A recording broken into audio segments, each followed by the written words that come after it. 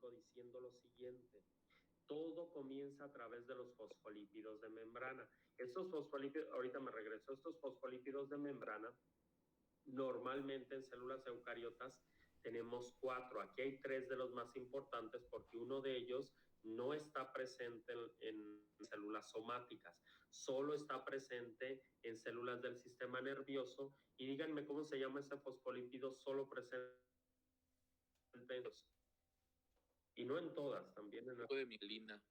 Termina con mielina, ¿no? Sí, tiene que ver con mielina, son las neuronas mielinizadas. Esfingomielina, exactamente. Atentos que estos son los 4 fosfolípidos de membrana. Fosfatidilcolina como el más importante y del que nos vamos a agarrar para la cascada del ácido araquidónico, fosfatidildietanolamina como otro fosfolípido muy importante, incluso habíamos dicho algo de que si bien el fosfatidilcolina era el más importante para células eucariotas, para células procariotas que son las bacterias, la fosfatidildietanolamina es el más importante o el más numeroso. Bien, porque las bacterias no tienen las membranas al igual que las tenemos nosotros, tienen algunas diferencias en cantidad de fosfolípidos y en tipos de fosfolípidos. Y tenemos el otro que se llama fosfatidilserina, también importante, pero que no tiene que ver directamente del ácido araquidónico.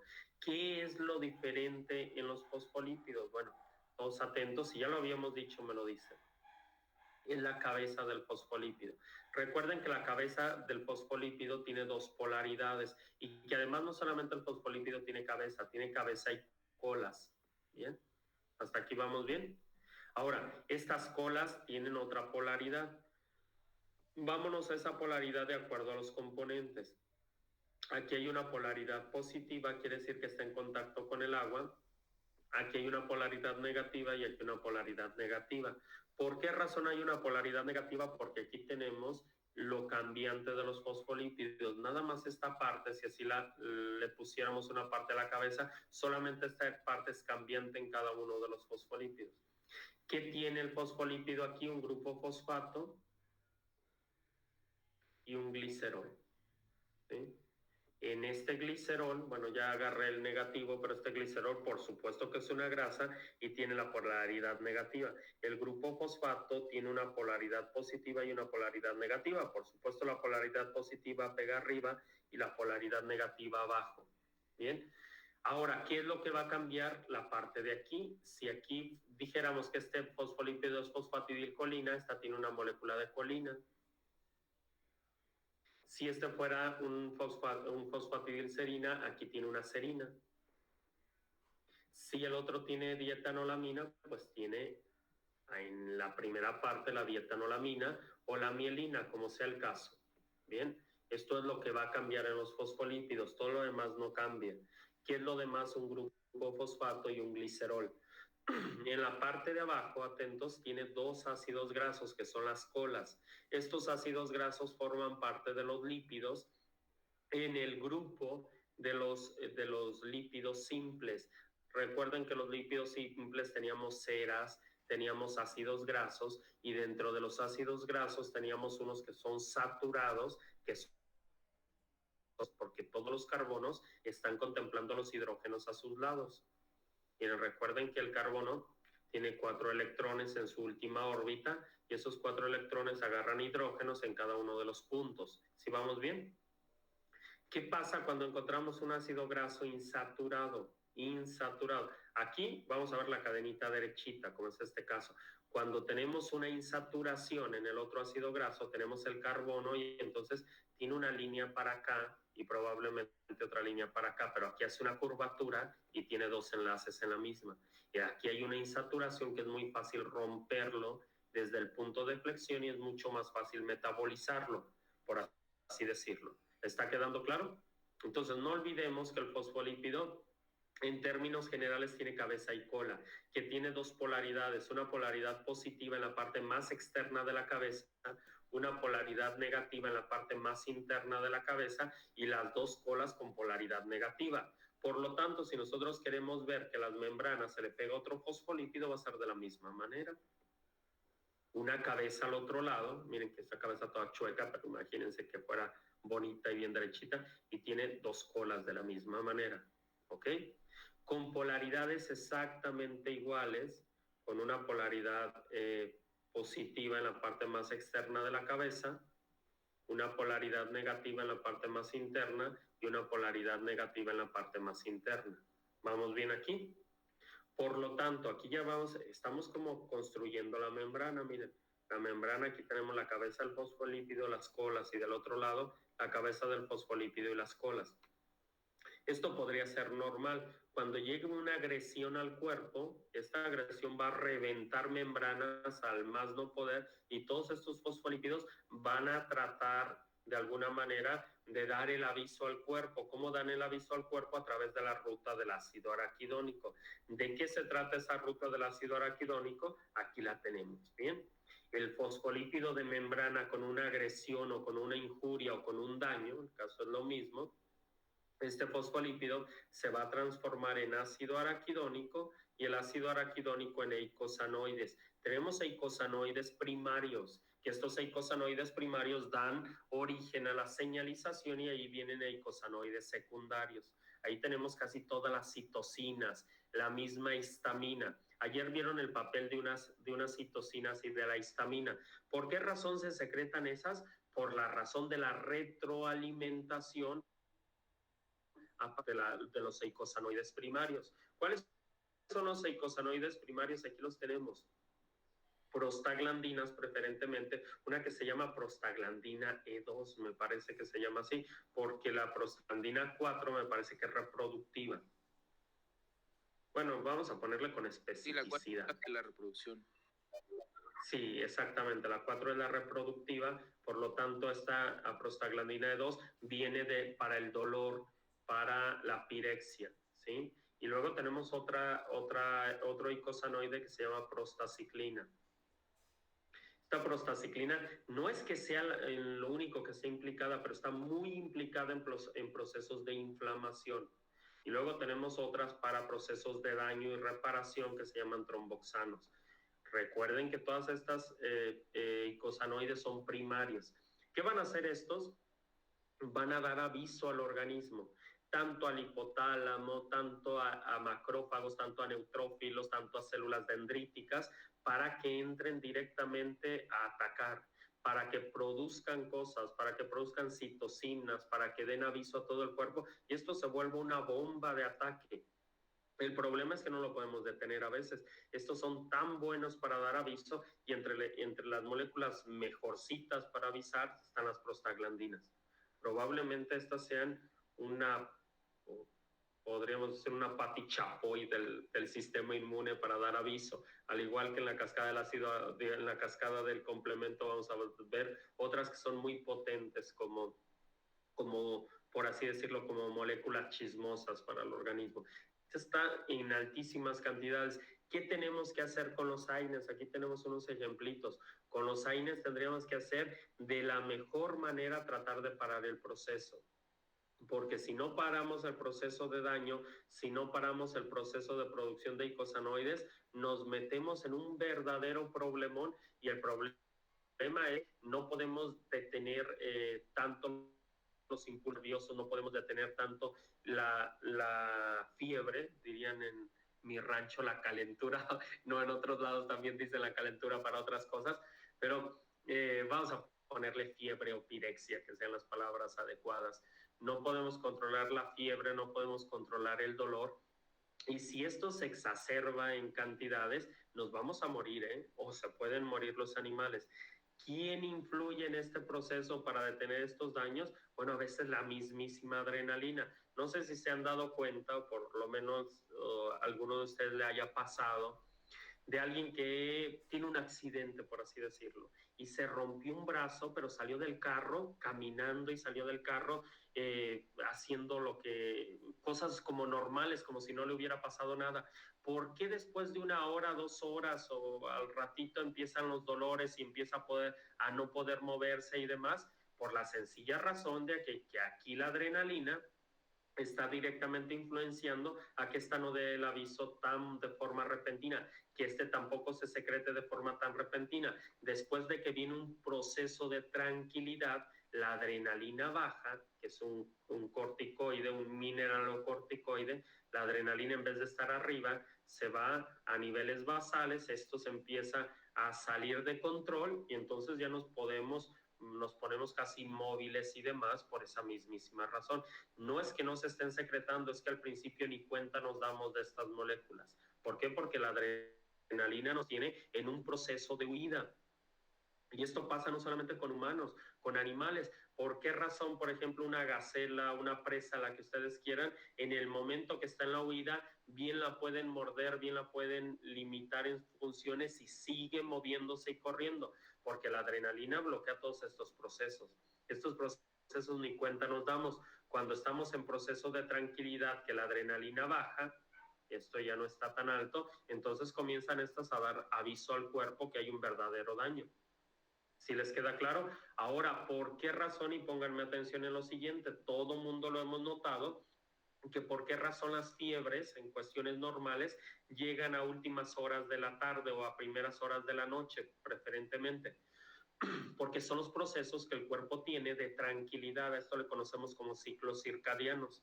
Se nos acerca la etapa del sueño y dice el cuerpo, este es el mejor momento para que podamos reparar lo que está mal en el cuerpo, y empieza la fiebre a irse para arriba. Bien, porque el hipotálamo está dando aviso que es el momento de reparar. ¿Me están entendiendo qué está pasando con los eicosanoides? Estos eicosanoides tienen un papel verdaderamente complejo en el organismo, de avisos y avisos para alertarnos de tal manera que a veces se llegan a formar de forma descontrolada. Bien. Y bueno, no tenemos que olvidar que estos eicosanoides son los primarios. ¿Qué van a hacer estos eicosanoides? Alertar al organismo. Vamos a pensar que aquí tengamos un macrófago ahí de flojonazo y que hay un sitio de daño muy cercano al macrófago. ¿Qué va a hacer la prostaglandina que se está secretando en la cascada del ácido araquidónico? Decirle, por así decirlo, despierta y métete en expansión clonal, porque tenemos un sitio de daño y tienes que ir a fagocitar todas las células dañadas. Este se replica y a veces se replica sin control. ¿Para qué? Para llegar al sitio de daño, y todos atentos porque ya habíamos explicado el papel de los eicosanoides en funciones fisiológicas del organismo. Imagínense que la luz venosa o arterial sea de esa manera y aquí tengamos el sitio de daño.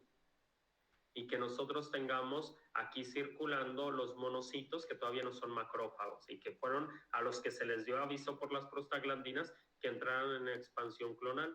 Los tenemos aquí circulando por la parte media de las venas o de las arterias o de los vasos. Cuando hay un sitio de daño, este mismo daño va a hacer que las células adyacentes del sistema inmune creen una molécula que la vieron el día de ayer, que se llama bradicinina. ¿Para qué sirve la bradicinina? A ver, ¿quién me dice? Ayer la vieron. ¿Sí se acuerdan de la bradicinina? No me acuerdo del que nos haya dicho, de la maestra Naid, se supone que nos lo dijo. Sí, me dijo que habían tocado el tema de la bradicinina. Bueno, no se preocupen, tampoco representa el gran peligro que no lo hayan oído ayer, la oímos hoy sin ningún problema. Si esta vena, por así decirlo, aquí tiene sitio de daño y aquí se están saliendo todo el torrente sanguíneo, porque aquí está dañado, bueno, pues también tenemos venas accesorias o arterias accesorias o vasos sanguíneos accesorios. Vamos a ponerlos con verde. Todo eso se va a ir saliendo, ¿no? Según yo lo había puesto con verde y no se puso. ¿No eran como los receptores donde se iba a pegar el...? Sí, ahorita vamos a ver qué hacen. Imagínense que aquí tenemos otro vaso sanguíneo, porque se comunican muchísimos, ¿eh? ¿Qué va haciendo el torrente sanguíneo? Y atentos con lo que va a pasar a continuación. La bradicinina actúa en dos frentes. En uno, que es el sitio de daño, tratar de hacer vasoconstricción. Se vasoconstriñe, ¿para qué? Para que ya no fluya tejido sanguíneo, para que ya no fluya la sangre que tendría que ir por este sitio, y entonces tratar de parar ese proceso de salida. Aquí los tromboxanos empiezan a hacer de las suyas para tratar de hacer un tapón. Pero eso solamente ahí. La bradicinina en la gran mayoría de los vasos sanguíneos hace vasodilatación. es como bajar la bradicinina, incluso va al corazón para hacer bradicardia. ¿Les suena eso? Taquicardia es que se acelera, bradicardia es que se alentiza. ¿Para qué? Para que los vasos sanguíneos de la misma manera, en vez de tener un ancho de la vena así, empiece a hacerse mucho más ancho. ¿Para qué razón? Para que aquí el sistema inmunitario, vamos a hacerlo, si se dieron cuenta de cómo estaba al principio, ahora se hace mucho más ancho el vaso sanguíneo por la sencilla razón que las células del sistema inmune tienen que migrar al sitio de daño. Estas que iban por en medio y se le está dando el aviso con el montón de citocinas, con el montón de prostaglandinas, con el montón de prostaciclinas, que aquí está el daño, empiezan a dispersarse y aquí se está enterando que empieza a haber algunos eicosanoides. Lo que hace este macrófago, que todavía no es macrófago, es monocito, porque está en el torrente sanguíneo, empieza a lentizarse, como que pone el freno a través de unas proteínas del citoesqueleto que se llaman actina. Esa actina como que va poniendo freno y empieza a irse a las paredes del endotelio vascular y comienza como rodamiento. ¿Sí se acuerdan de eso?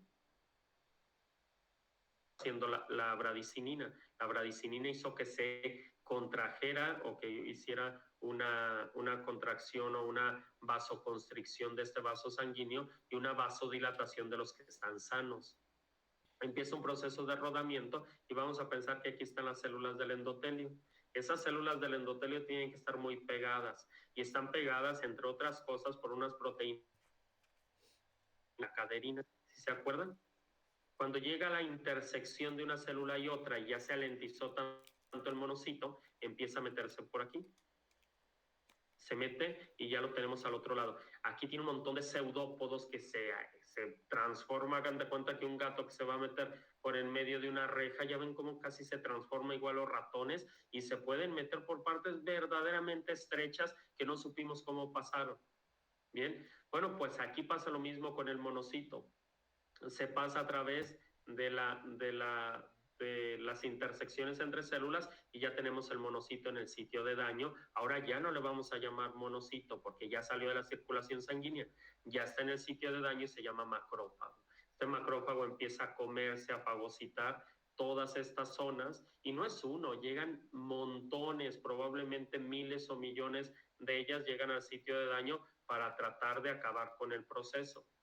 Lo que nosotros tenemos que hacer es tratar de parar todos estos puntitos que son los eicosanoides para que ya no lleguen más. Porque si esto no lo controlamos, se va a hacer una inflamación, pero verdaderamente tremenda. Y vamos a perder incluso funcionalidad completa del sitio. Entonces aquí tenemos las herramientas de algunos fármacos que podemos utilizar para tratar de combatir, sí, el sitio de daño, pero no exacerbar el lugar de daño. ¿Me están entendiendo? Sí. Profe, esta no es un eicosanoide, ¿verdad? O sea, es una molécula que puede ser eicosanoide, no son eicosanoides primarios. Eso es lo que quiero decirlo. No es un eicosanoide primario, pero sí de los secundarios. ¿Sí? Funcionan muy bien, incluso en algunas fuentes lo mencionan como una citocina y citocina proinflamatoria, pero también debemos de saber que la bradicinina en el sitio de daño va a ser una vasoconstricción, que a nivel general tiene que hacer una vasodilatación, pero a nivel local en el sitio de daño tiene que hacer vasoconstricción, si no se va a seguir saliendo cantidades tremendas del torrente sanguíneo. Ese es el papel de la bradicinina. Más bien, vamos a pensar otro que también es secundario que se llama péptido P. ¿Ese sí lo escucharon ayer? ¿Sí se acuerdan? ¿De la sustancia P? Ándele, la sustancia P o el péptido P. Esta sustancia P, ¿a quién va a dar aviso? A ver, ¿qué me pueden decir de lo que escucharon ayer del péptido o sustancia P? A ver, ¿qué me pueden decir? Porque este se implica mucho con las prostaciclinas, ¿eh? Para la inflamación, muy, muy importante. ¿No era el que avisaba al factor activador de plaquetas? A muchas cosas, pero entre ellos este es un responsable del dolor y de la inflamación muy potente. Este va a llegar, primero va a dar aviso a que las células epiteliales de aquí del endotelio vascular creen, transforman algunos fosfolípidos de membrana para tratar de crear tromboxanos porque están viendo un sitio de daño. Y el péptido P lo que va a avisar es al sistema inmunitario que cree muchos más eicosanoides para que lleguen al hipotálamo y el hipotálamo empiece a dar señales de temperatura, señales de dolor, principalmente señales de dolor, y que estas células, muchos de ellos se transforman, porque no vamos a saber cuáles se transforman en prostaglandinas, cuáles en prostaciclinas y cuáles en tromboxanos. Si este está haciendo una retroalimentación negativa al sitio de daño, todas estas células, si aquí hay muchos impulsos nerviosos, va a secretarse sustancia P por las células adyacentes al sitio de daño para que siga creándose y creándose prostaciclina. Entre más prostaciclina se cree, más células del sistema inmune llegan a inflamar. Por lo tanto, tendremos que mantener a raya la producción de péptido P también con esto para que no se sigan secretando más prostaciclinas. Bien, ¿cómo vamos a detener la producción de prostaciclinas? Tenemos la herramienta inhibiendo a la ciclooxigenasa 2, por ende no se producen prostaciclinas, por ende no se produce péptido P o sustancia P, por ende disminuye la inflamación y el dolor. ¿Me están entendiendo el papel que juega esta sustancia? Y es que esta es una sustancia secundaria a los eicosanoides de primer orden. ¿Me están entendiendo? Sí. ¿Sí? Entonces, créanme que es un proceso verdaderamente complejo de aviso al organismo para que se creen sustancias para avisarnos de dolor, de inflamación, de pirexia, de agregación plaquetaria. ¿Qué tenemos de herramientas nosotros? Pues muy sencillo, parar la producción de ácido araquidónico, y al parar la producción de ácido araquidónico o detenerla, bueno, pues ya no se crean eicosanoides de primer orden, estos no avisan a sustancias químicas de segundo orden, o también les llamamos eicosanoides de segundo orden, o también les llamamos citocinas. Entre menos se creen de este tipo de moléculas, detenemos el proceso. Y es que vuelvo a repetir lo que quería decir al principio, no quiero que se detenga, o no queremos los médicos que se detenga por completo, que se controle. Y al controlarlo, bueno, pues entonces ya tenemos una situación remediable de daño, remediable de algunos procesos, en algunos procesos de daño. Pero ¿qué les parece un dolor de cabeza? El dolor de cabeza, ¿por qué viene? Y es que esto lo vemos mucho en humanos. Bueno, viene en muchísimos sentidos porque las meninges están avisando. El cerebro no tiene nociceptores de dolor. Estos nociceptores de dolor, que se llaman corpúsculos se me fue el nombre. Hay varios, pero ya lo tenía en la punta de la lengua. A ver, Merkel son de frío, Ruffini son de calor, creo que los de Krauss son de frío, los de Merkel son de presión o de dolor. Me parece. Vamos, total, son nociceptores. Estos nociceptores solo lo tienen las meninges del sistema nervioso. Estas meninges son las que van a estar dando aviso, miren.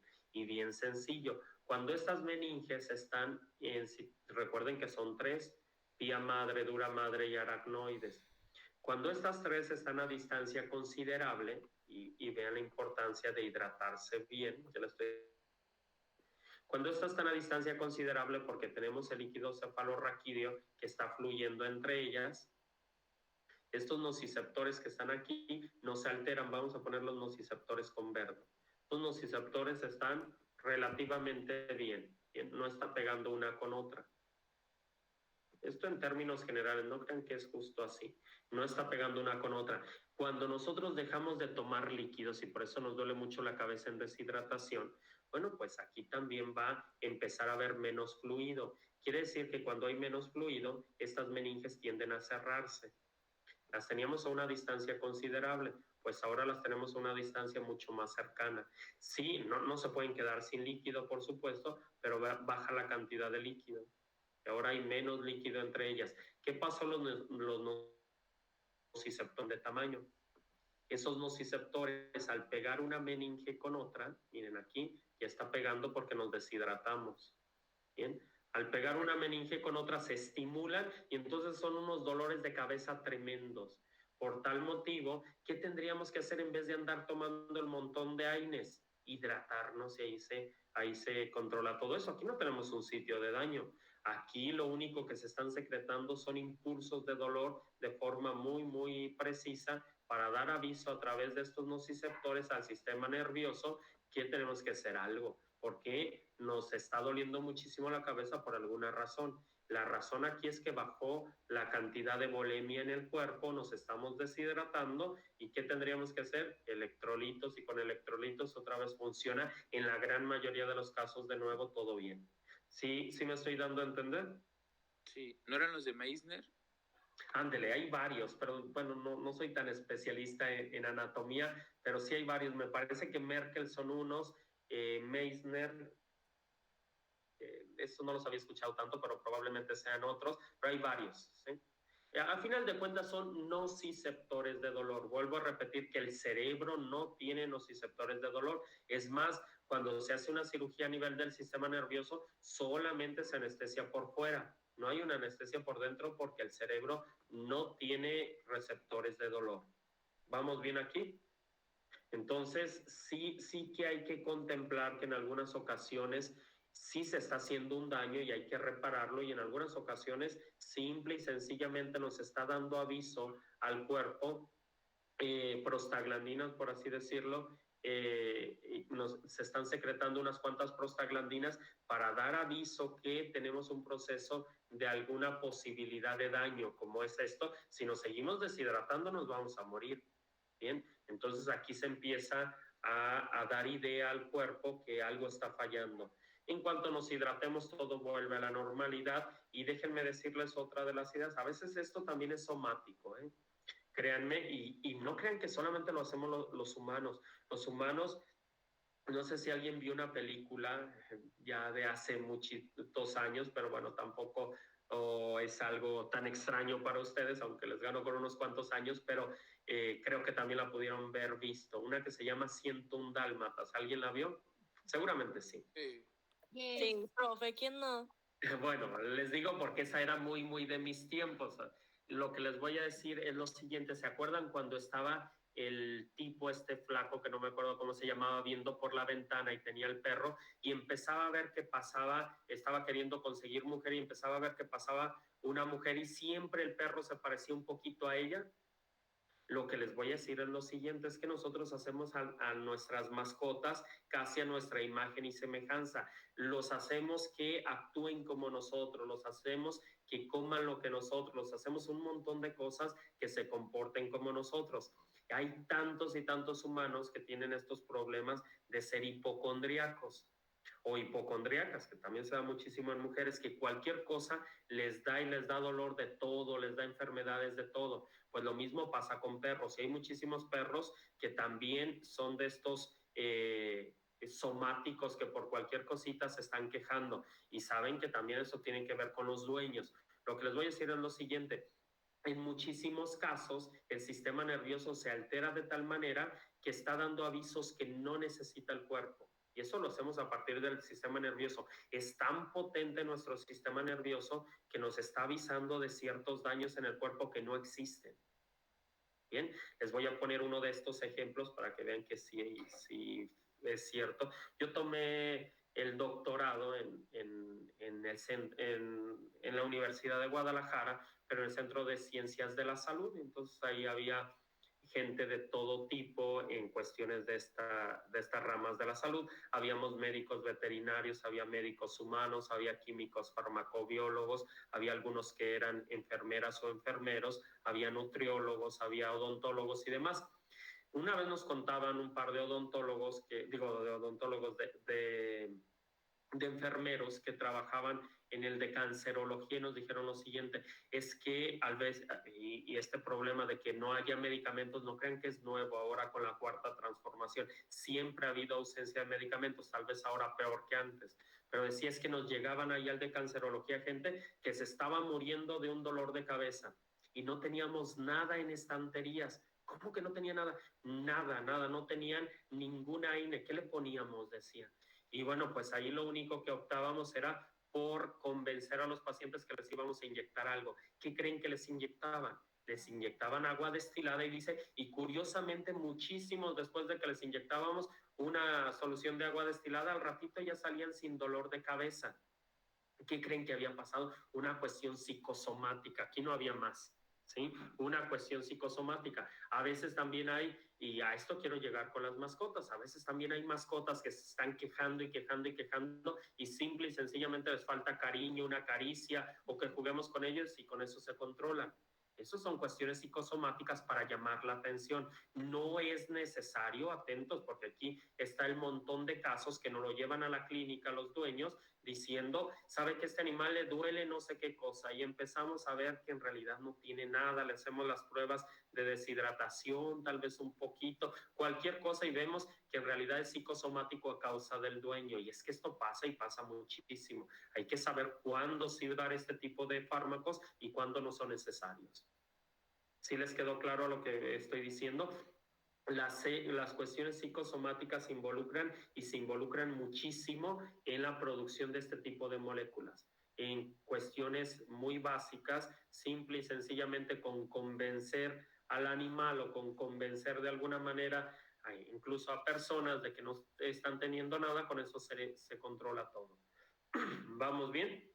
¿Y qué pasó en este sentido fisiológicamente? Imagínense de estas personas que fueron porque les dolía mucho la cabeza y porque necesitaban un medicamento a un hospital y les inyectaron agua destilada y se controlaron. Bueno, pues en realidad es que estaba habiendo tanta presión, atentos aquí, tanta presión arterial al cerebro de algo que los estaba alertando. Y cuando hay tanta presión, por supuesto que duele la cabeza. Cuando le decimos, bueno, ya te puse algo para tranquilizarte, aunque no haya sido nada, la adrenalina que estaba fluyendo de las glándulas suprarrenales deja de producirse, esa persona se tranquiliza, al tranquilizar el flujo sanguíneo baja la potencia y por lo tanto el dolor disminuye. ¿Me entendieron fisiológicamente lo que pasó? Todo tenía que ver con la desgraciada adrenalina o con la agraciada adrenalina, dependiendo cuándo la necesitemos. ¿Bien? Entonces, nosotros como médicos debemos de saber qué es lo que le está pasando a ese animal y a través de eso tal vez controlarlo. Ahora les voy a decir, cuando un perro lo notamos altísimamente agresivo, pero muy, muy agresivo y se exalta tanto cuando tranquilizamos al animal, lo dejamos en un lugar tranquilo, ¿por qué como que hasta se deprime? Bueno, porque después del flujo tan severo de adrenalina viene una situación de calma y ese animal vuelve a un estado fisiológico de tener que recabar o de tener que rejuntar nutrientes de todos lados para compensar lo que se gastó con tanta adrenalina. Y es que esto pasa en cuestiones normales. Hay que saber, repito, cuándo utilizar estos fármacos y cuándo no. Y hay que tener bien en cuenta, y se me pasó la primera hora que quería contemplar para este sistema, ¿cuándo vamos a utilizarlo? Cuando sea estrictamente necesario. Y alguien dirá, bueno, pues si en realidad ni cuestan tanto, tal vez en costo no sean tan exacerbados, pero sí en daños para el organismo. Atentos con lo que viene a continuación. Todos los AINES se metabolizan principalmente por oxidación. ¿Quién es el responsable del metabolismo por oxidación? Eso ya se lo saben ustedes. Repito la pregunta, ¿quién es el responsable del metabolismo por oxidación? Los hepatocitos. Los hepatocitos. ¿Qué parte de los hepatocitos? El retículo endoplásmico liso. ¿Qué parte del retículo endoplásmico liso? El microsoma. ¿Qué hay en el microsoma? El citocromo P450. ¿Y qué hace el citocromo P450 en el proceso de oxidación? Transforma la molécula dejando ir, atentos aquí, dejando ir una cantidad de oxígenos como radicales libres.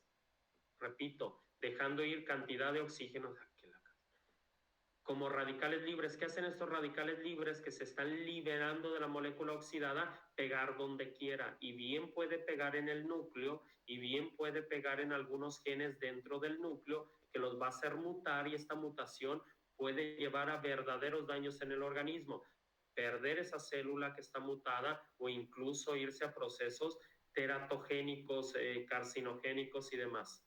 ¿Está quedando claro? Entonces no crean que consumir estas sustancias podría ser tan bueno. Asegurémonos de consumirla cuando sea estrictamente necesario.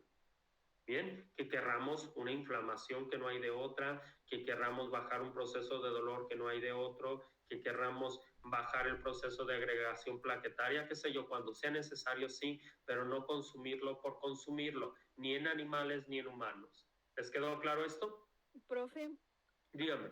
¿y cómo uno se puede dar cuenta o hacer como estudios a ver si no le ha afectado la toma de AINES o cómo?